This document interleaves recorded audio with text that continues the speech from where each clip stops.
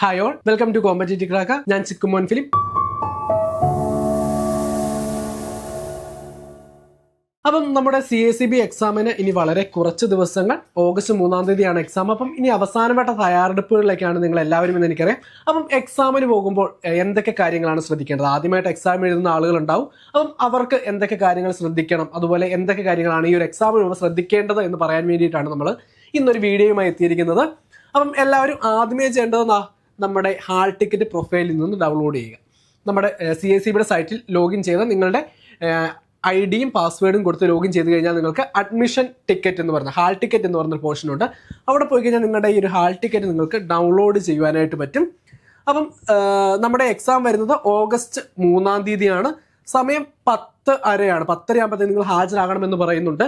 പക്ഷേ എപ്പോഴും നിങ്ങൾ ഒരു അരമണിക്കൂർ അല്ലെങ്കിൽ 1 മണിക്കൂർ മുൻപ് മാക്സിമം നേരത്തെ എത്തുവാനായിട്ട് ശ്രമിക്കുക. കാരണം മഴയാണ്, ബ്ലോക്കുകളൊക്കെ ഉണ്ടാവും. അപ്പോൾ അതുകൊണ്ട് എക്സാമിന് പറഞ്ഞിരിക്കുന്ന സമയത്തിനേക്കാൾ അല്പം മുമ്പ് എത്തുവാനായിട്ട് ശ്രമിക്കുക.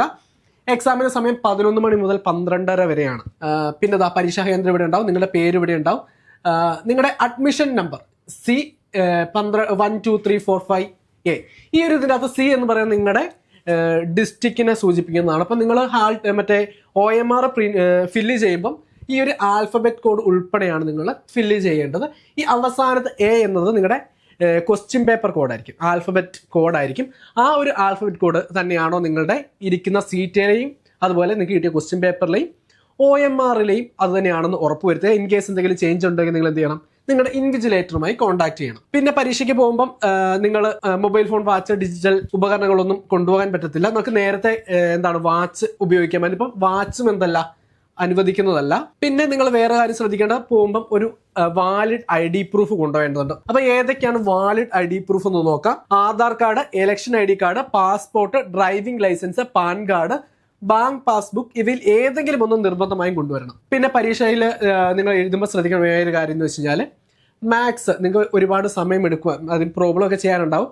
അപ്പം മാത്സിന്റെ പോർഷൻ നിങ്ങൾ അവസാനം ചെയ്യാനായിട്ട് ശ്രമിക്കുക. കാരണം നമ്മൾ ആ ഒരു പോർഷൻ ചെയ്യാൻ വേണ്ടി, അല്ലെങ്കിൽ ഒരു ക്വസ്റ്റിന്റെ ആൻസർ കിട്ടാൻ വേണ്ടി നമ്മൾ എന്ത് ചെയ്യും? കൂടുതൽ സമയം സ്പെൻഡ് ചെയ്യുവാനുള്ള ചാൻസ് ഉണ്ട്. അപ്പോൾ അതുകൊണ്ട് മാത്സ് എന്ത് ചെയ്യുക, ഏറ്റവും അവസാനം നിങ്ങൾ ആൻസർ ചെയ്യുന്നതായിരിക്കും നല്ലത്. ഏറ്റവും ആദ്യം നമ്മുടെ സബ്ജക്റ്റ്, നമ്മൾ ഏറ്റവും ഫെമിലിയർ ആയിട്ടുള്ള നമ്മുടെ സബ്ജക്റ്റ് തന്നെ ആൻസർ ചെയ്യാനായിട്ട് ശ്രമിക്കുക. അപ്പോൾ ഒരു സമയം, ഒരു ടൈം ഷെഡ്യൂൾ നിങ്ങൾ പ്രിപ്പയർ ചെയ്യണം. ഈ 1.5 മണിക്കൂറിൻ്റെ എക്സാം ആണെങ്കിൽ അതിൻ്റെ അകത്ത് എത്ര മണിക്കൂർ നമ്മൾ ഈ ഒരു നമ്മുടെ സബ്ജക്റ്റിന് വേണ്ടിയിട്ട് മാറ്റി വെക്കുന്നു എന്നുള്ളത്, ആ ഒരു സമയത്തിനുള്ളിൽ നിങ്ങൾ എന്ത് ചെയ്യണം? നിങ്ങളുടെ ആ ഒരു ഭാഗം കംപ്ലീറ്റ് ചെയ്യേണ്ടതാണ്. ഇപ്പോൾ സമയം നിങ്ങൾക്ക് വാച്ച് കൊണ്ടുപോകാൻ പറ്റത്തില്ല എന്ന് ഞാൻ പറഞ്ഞു. പക്ഷേ എക്സാം ഹോളിൽ ഒരു ബെല്ലടിക്കുന്നതായിരിക്കും. അപ്പോൾ ആ ഒരു ബെല്ലിൻ്റെ സമയം വെച്ച് നിങ്ങൾ ഒരു അരമണിക്കൂർ എന്ത് ചെയ്യുക? കാൽക്കുലേറ്റ് ചെയ്യുക. അതാണ് ശ്രദ്ധിക്കാനുള്ളത്. പിന്നെ നമുക്കറിയാം, നമുക്ക് നെഗറ്റീവ് മാർക്കുകളൊന്നുമില്ല. അതുകൊണ്ട് തന്നെ ഇൻ കേസ് പരീക്ഷയുടെ അവസാനത്തെ 2-3 മിനിറ്റ് നിങ്ങൾ എന്ത് ചെയ്യുക? ഏതെങ്കിലും ക്വസ്റ്റ്യൻസ് കറുപ്പിച്ചിട്ടില്ല എങ്കിൽ എന്ത് ചെയ്യണം? അത് മാർക്ക് ചെയ്യാനായിട്ട് ഏതെങ്കിലും എന്ത് ചെയ്യുക? ഒന്ന് മാർക്ക് ചെയ്തേക്കുക. ഇൻ കേസ് നമ്മൾ കറുപ്പിക്കുന്ന ഉത്തരം ശരിയാണെങ്കിൽ നമുക്ക് 1 മാർക്ക് കിട്ടുന്നതായിരിക്കും. അപ്പോൾ ആ ഒരു കാര്യം കൂടി നിങ്ങൾ ശ്രദ്ധിക്കണം. പിന്നെ മാക്സിമം എല്ലാവരും ആ തന്നിരിക്കുന്ന സമയത്തിനുള്ളിൽ തന്നെ എക്സാം കറക്റ്റായിട്ട് ബബിൾ ചെയ്യാനായിട്ട് ശ്രദ്ധിക്കണം. പിന്നെ വേറൊരു കാര്യം പറയാനുള്ളത് എന്താണെന്ന് വെച്ചാൽ, നമ്മൾ OMR ഫില്ല് ചെയ്യുമ്പോൾ കറക്റ്റായിട്ട് ഫില്ല് ചെയ്യാനായിട്ട് ശ്രമിക്കുക. നിങ്ങളുടെ രജിസ്റ്റർ നമ്പർ കറക്റ്റായിട്ട് എഴുതുക. അതുമായി ബന്ധപ്പെട്ട് തന്നിരിക്കുന്ന കുമിളകൾ കറക്റ്റായിട്ട് എന്ത് ചെയ്യുക? കറുപ്പിക്കാനായിട്ട് ശ്രമിക്കണം. ഇപ്പം 1 എന്നൊരു ഇത് തന്നിട്ടുണ്ടെങ്കിൽ ആ 1-ന് താഴെയായിട്ടുള്ള ആ 1-ൽ ജസ്റ്റ് ഒരു ഡോട്ട് ഇടുക. അതിനുശേഷം എല്ലാ നമ്പറും അതുപോലെ ഡോട്ട് ഇട്ടതിന് ശേഷം മാത്രം നിങ്ങളൊന്ന് കറുപ്പിക്കുക. കാരണം ആ ഒരു കോളത്തിൽ തന്നെയാണ് നിങ്ങൾ കറുപ്പിക്കുന്നത് എന്ന് ഉറപ്പ് വരുത്തി വേണം നിങ്ങൾ എന്ത് ചെയ്യാൻ? ഈ ഒരു പോർഷൻ കറുപ്പിക്കുവാനായിട്ട്.